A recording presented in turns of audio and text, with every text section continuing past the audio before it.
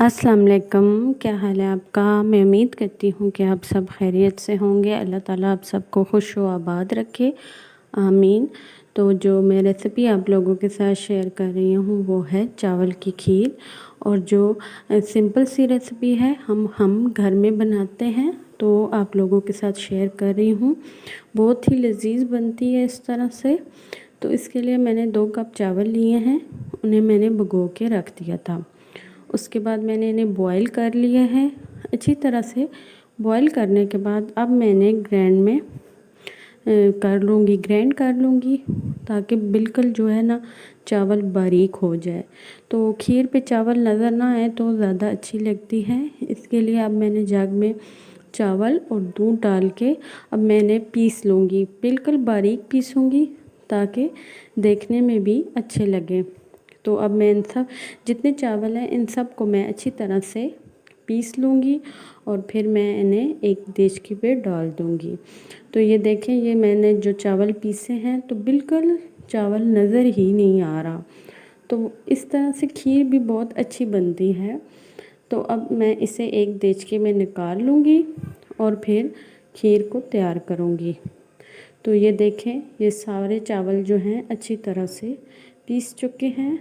अब मैं इन्हें दूध डाल के पका लूँगी।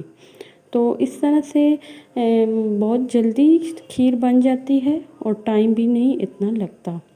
तो ये देखें, अब सारे चावल पीस चुके हैं और मैं इन्हें अब फ्लेम में रख दूँगी और बिल्कुल हल्की आंच में रखूँगी।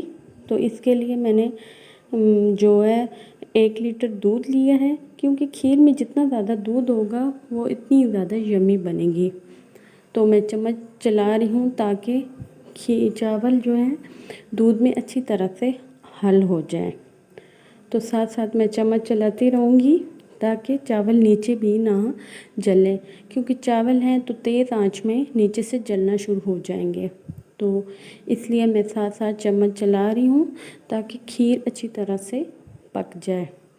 तो मैं आप लोग सुनाएं, आप लोगों के यहाँ बारिश हो रही है। इधर तो इतनी बारिश हो रही है, 3 दिन से लगातार हो रही है।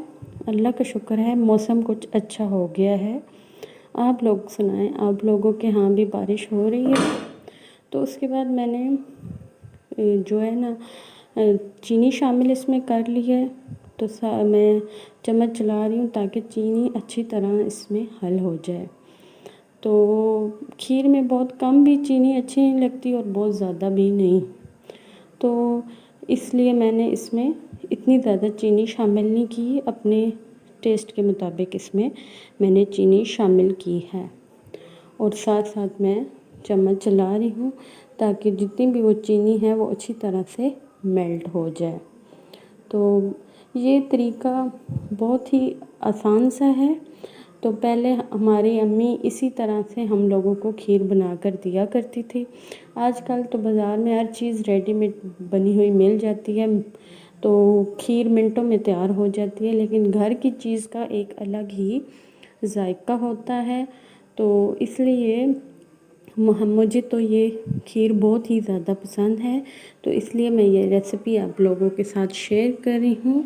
तो इसके बाद इसमें मैंने सब्ज़ इलायची शामिल कर दी है खुशबू के लिए, क्योंकि खीर में इतनी ज़्यादा चीज़ें तो नहीं शामिल होती, चावल, दूध और सब्ज़ इलायची।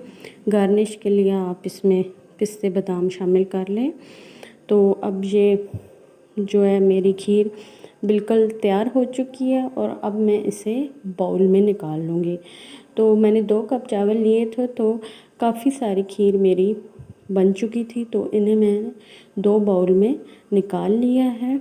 अब मैं इसके ऊपर बादाम से गार्निश करूँगी। तो ये मेरी मज़ेदार सी खीर, लजीज खीर तैयार हो चुकी है। तो आप लोगों को अगर ये मेरी खीर की रेसिपी पसंद आए तो मुझे ज़रूर कमेंट्स में बताएं। मेरे चैनल को सब्सक्राइब करें, लाइक करें और शेयर करें। इंशाल्लाह फिर मिलेंगे एक नई रेसिपी के साथ। तो इसके साथ ही मैं अपने इजाज़त चाहती हूँ। अल्लाह हाफ़िज़।